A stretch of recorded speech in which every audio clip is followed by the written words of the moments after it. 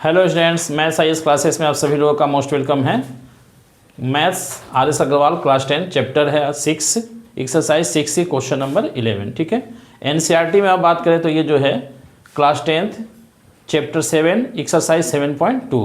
यहाँ आज हमें पढ़ना है फाइंड द वैल्यू ऑफ के। ठीक है, so that the area of triangle with the vertex A B and C K1 K+1 1 B 4-3 and C 7-4 is 6 square units. Area of triangle यहाँ 6 दिया हुआ है और ए बी सी का ये वर्टिक्स दिया हुआ है। इस वर्टिक्स में यहाँ देखेंगे आप K है, यहाँ भी K लिखा हुआ है, तो हमें यही जो है K का वैल्यू फाइंड करना है। ठीक है, area of triangle 6 square units ये दिया हुआ है। Coordinate of A, coordinate of B and coordinate of C भी दिया हुआ है। इसमें ये जो K आप देख रहे हैं, इसी K का वैल्यू हमें फाइंड करना है। ठीक है, तो सबसे पहले हम यहाँ एक ट्रायंगल बना लेते हैं, आसानी होगा ये समझने में। Vertex A, B and C, coordinate of point A K+1 1 B 4-3 and C 7-K। Point A B C, coordinate of point A, coordinate of point B and coordinate of point C are given and area of triangle equal to 6 given. Area of triangle ABC equal to 6 square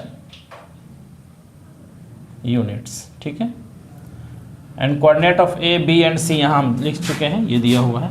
हमें यहाँ क्या करना है, find क्या है, the value of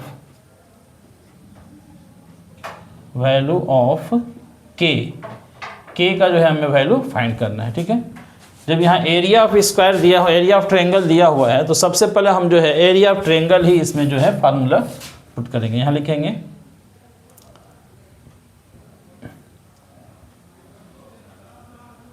area of triangle equal to, formula होता है half x1 y2 minus y3 plus x2 y3 minus y1 plus x3 y1 minus y2। ठीक है, यहाँ देखिए एरिया ऑफ ट्रायंगल 6 दिया हुआ है, तो हम एरिया ऑफ ट्रायंगल के सामने यहाँ 6 वैल्यू लिख दिए इक्वल टू 1/2। अब यहाँ जो है x1 y2 y3 सबका वैल्यू यहाँ से पुट करेंगे। देखिए x1 है तो x1 का वैल्यू यहाँ दिया है K+1। ठीक है, तो हम x1 का वैल्यू लिखेंगे K+1, ये x1 हो गया। उसके बाद लिखा हुआ है y2 माइनस y3, यहाँ देखिए y2 और y2 -3 है और ये -K है, तो -3 माइनस, फिर हमको -K लिखना है, तो ये माइनस और माइनस क्या हो जाता है, प्लस, तो हम यहाँ प्लस कर देंगे और डायरेक्ट K लिख देंगे। ठीक है, फिर यहाँ प्लस, अब यहाँ लिखना है हमको x2 क्या है, यहाँ पर 4 है, तो 4। उसके बाद क्या आएगा y3 माइनस y3 आप देख सकते हैं यहाँ -K है और y1 1 है, तो -K -1 लिख लिए, प्लस x3 दिया हुआ है 7। उसके बाद क्या है y1 माइनस y1 देख रहे हैं कि 1 है, माइनस y2 के प्लेस पर -3 है, तो -3 एंड माइनस मिलकर यहाँ क्या हो जाएगा, +3 हो गया। समझ में आएगी बात, बहुत सिंपल आसान है। अब यहाँ देखिए ये अपॉन में 2 जो है, हम यहीं पर ये 2 को यहाँ से यहाँ कर रहे हैं, तो 2 को यहाँ 6 से मल्टीप्लाई करके यहाँ लिख देंगे हम 12 इक्वल टू 1/2 है, 2 चला गया यहाँ 6 के साथ। ठीक है, तो 2 6 12 हो गया। अभी हम 1 तो 1 नहीं लिखेंगे, अब बाकी अब ये ब्रैकेट लिख देना है। ठीक है, ये 2 से 6 को मल्टीप्लाई कर दिया गया। ठीक है, ध्यान रहे।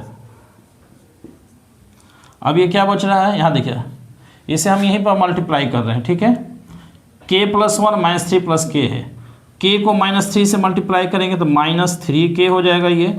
उसके बाद K को प्लस K से करेंगे तो प्लस K स्क्वायर हो गया। फिर +1 -3 से करेंगे तो -3 हो जाएगा।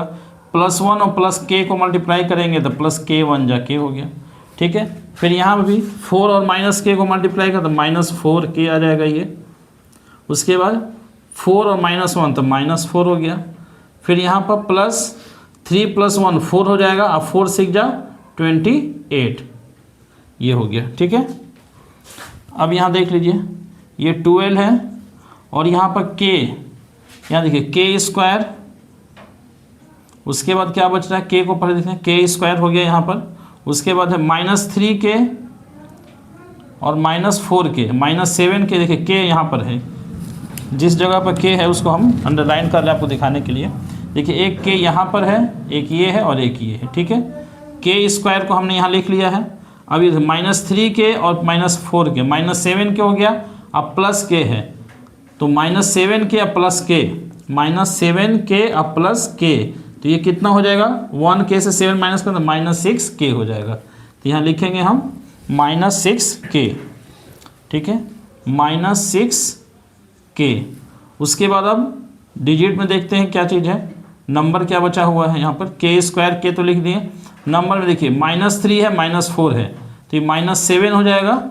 अब -7 + 28 है, -7 + 28, तो इसको क्या कर सकते हैं हम 21 लिख सकते हैं, ठीक है। तो ये हो जाएगा +21, समझ में आएगी बात। अब यहाँ देखिए क्या करना, चूँकि k² बचा हुआ है तो स्क्वायर हो गया, इसका मतलब क्वाड्रेट इक्वेशन बन जाएगा, ठीक है। तो यहाँ पर हम ये लिखेंगे इसको k² -6k है +21 है, ये 12 को उस साइड में हम ले जाएंगे, ठीक है। तो ये हो जाएगा -12 हो गया। देखिए ये 12 को हमने इधर ला दिया RHS में, तो -12 हो गया। बाकी ये सब जो है जिस साइन के साथ था k² प्लस था -6k, ये इसी RHS में ही है, लिखे यहाँ पर। अब यहाँ इक्वल में LHS में क्या बचेगा, कुछ नहीं, 0, तो 0 को हम यहाँ RHS में लिख दे रहे हैं इसको, ठीक है। अब इसको हम क्या करेंगे, ये देखिए ये हो गया k² -6k, और ये 2 × 1 से 12 को माइनस करेंगे, ठीक है। तो ये बच जाएगा आपका +9 = 0। अब इसे हमको फैक्टराइज करना होगा, ठीक है। इसको क्या करेंगे, हम फैक्टराइज कर देंगे, k का वैल्यू फाइंड हो जाएगा। चलिए यहाँ इसको फैक्टराइज करते हैं। इसे जो है हम दूसरे कलर से लिख दे रहे हैं समझने के लिए। यहाँ क्या लिखेंगे हम इसको, k² +9 है = 0। यहाँ क्या लिखेंगे,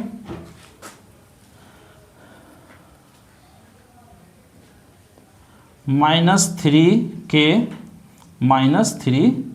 ठीक है। देखिए -3k -3 तो -6k हो जाएगा, 3 3 जा 9, 9 1 जा 9 हो रहा है, ठीक है। यहाँ k हमने कॉमन ले लिया तो क्या बचेगा, k -3 यहाँ कॉमन ले लिया तो यहाँ बचेगा k -3 = 0। ये हो गया आपका k -3, और दूसरा भी ये ब्रैकेट कॉमन हो गया, और यहाँ k और -3 ये भी हो जाएगा k -3, दोनों सेम आ गया। अब क्या करेंगे इसको, k -3 = 0, यहाँ भी k -3 = 0, k = क्या हो जाएगा 3, और यहाँ भी हो जाएगा k = 3, यानी कि जो है वैल्यू ऑफ k = क्या आ गया 3, ये हमारा क्या हो गया आंसर हो गया, ठीक है। इस तरह का और भी क्वेश्चन जो है बुक में दिए हुए हैं, आप उसे जो है होमवर्क में कर सकते हैं। और कोई डाउट हो तो आप कमेंट करिए, आपका डाउट को क्लियर कराया जाएगा। NCERT भी बुक से आप जो है चैप्टर 7 एक्सरसाइज 7.2 ये सारा क्वेश्चन आप जो है होमवर्क में कर सकते हैं। जो भी डाउट हो उसे आप कमेंट कीजिए। व्हाट्सअप नंबर मेरा दिया हुआ है स्क्रीन पर, उस व्हाट्सअप नंबर पर आप व्हाट्सअप भी कीजिए। जो भी क्वेश्चन है आपका उसको डाउट को क्लियर किया जाएगा और आगे भी बताया जाएगा, ठीक है। ओके।